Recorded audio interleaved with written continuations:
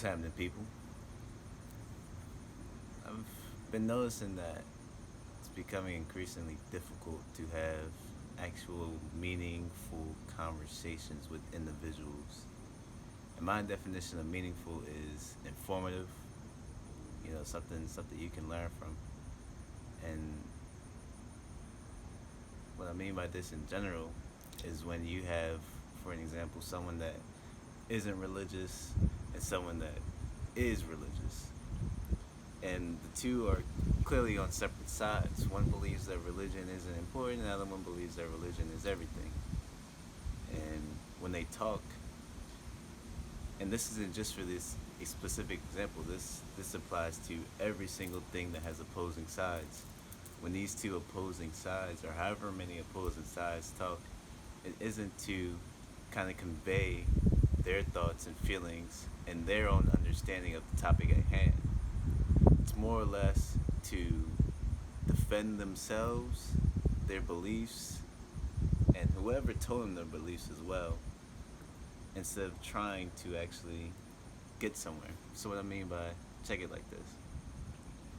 It's like, hey bro, you know the best car manufacturer out there is BMW, right? This thing crazy, and you think that's crazy, man. Toyota's the best out there, bro. Toyota the best. They got the motherfucking Bro, Supra. what? They got the motherfucking This nigga tripping, yo. You Camry. just said They got the Toyota. That's motherfucking your mom's car. Your mom Supra? drives a Toyota. She drives a fuck BMW Camry. got, The yo? car you just said, she drives a Camry. I don't see no hip cool people driving no Toyota, yo. BMW, check this right. BMW, all their cars go 0 to 60 in 2.5 seconds. 2.5. Count it. 2, and then half of that. How you do that? And then they're always stylish, man. You can't name not one BMW that ain't stylish. And plus, they maintenance cost is low, G. It's low. But maintenance costs low. I don't think you've ever driven a BMW. You can't have possibly owned the BMW and say the maintenance costs low. But check it out though. Can you explain to me how every single BMW goes 0 to 60 in 2.5 seconds? Can you explain that to me?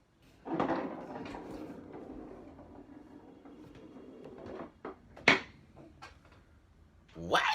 Nigga, is you stupid, yo?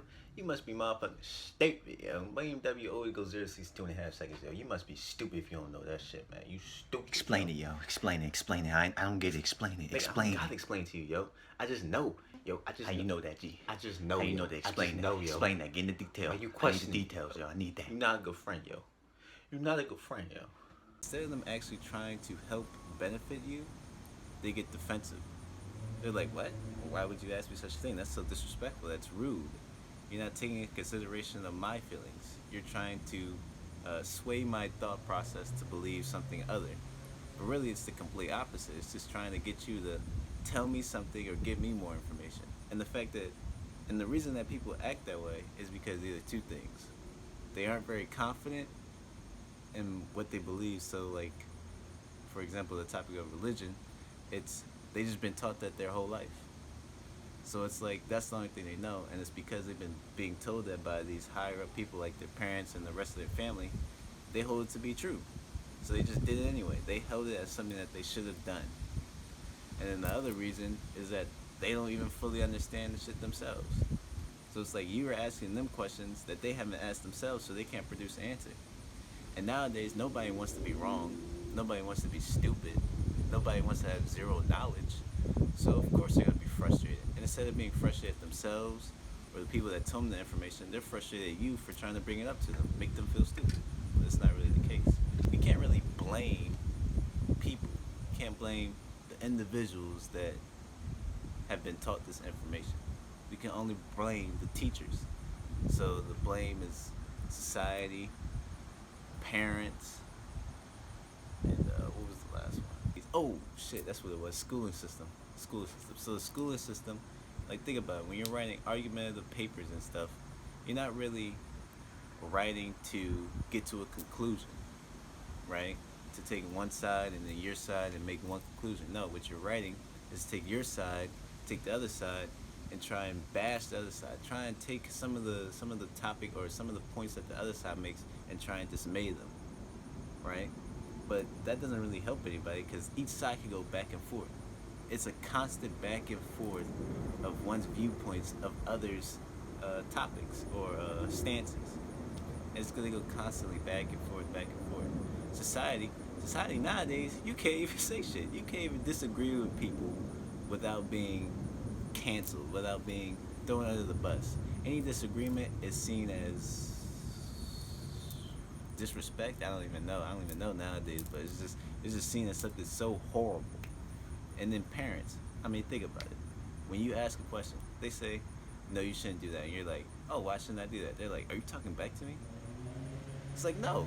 I'm just trying to figure out why I should do that thing. I'm a child. I don't know any better. So why don't you tell me so I can actually understand? So when I tell my kid not to do that, and they say, "Why shouldn't I do that?" I can tell them why. You know what I'm saying? It's just that. But I did say that we can't blame the individual, and I think that that's true to an extent. At a certain point, in life, you're gonna have to question your own beliefs, your own morals, the things you've been taught. You're gonna have to question yourself, because if you don't, you're just gonna be stuck. You're just gonna be stuck. Like, you're not gonna grow if you don't question everything. Just question yourself. Like, if you are a religious person or not religious person, whatever you are, just say, "Why am I not this?" Get a notebook, write it down, write all the reasons, and then look back at it and then say, "Does this make sense?" Like, if you're writing, "Oh, I've been taught this my life. It's the only thing I know. It's comfortable. If I don't do it, then I'll be a disappointment." Stuff like that. Then you gotta look back and say, are these actual things that I want to be the reason for what I do? Do those things actually make sense? And if they don't, then you have to realize that what you believe isn't really what you believe. You know what I'm saying? It's not really a belief. It's more like something that was just told to you to believe. Anyway, what I really wanted to say in this video was, don't try to be defensive about everything. Like, you're not gonna know everything. Not everyone's perfect. And that's the whole point. It's like you believe something, and then somebody in your life comes around and believes the opposite. And it's up to you to try and understand their viewpoint, so that you yourself can have the viewpoints of what you believe and the viewpoints of what other people believe, and you can pull it all together to make one belief. Because that's the truest thing. It's like everybody's gonna have their own different view, and we should not shun those people. We should not kick those people out of our lives. We should welcome them.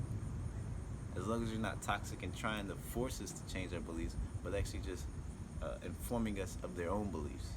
You know what I'm saying? That's what we should be doing. Try and actually come together to actually make one sound conclusion. Because otherwise, all we're gonna continue to do is go back and forth. That's why nothing really changes, because all we do is going back and forth, trying to defend ourselves instead of trying to listen. Really, what I want for you to do is to be more accepting of disagreement. Be more accepting of not understanding yourself.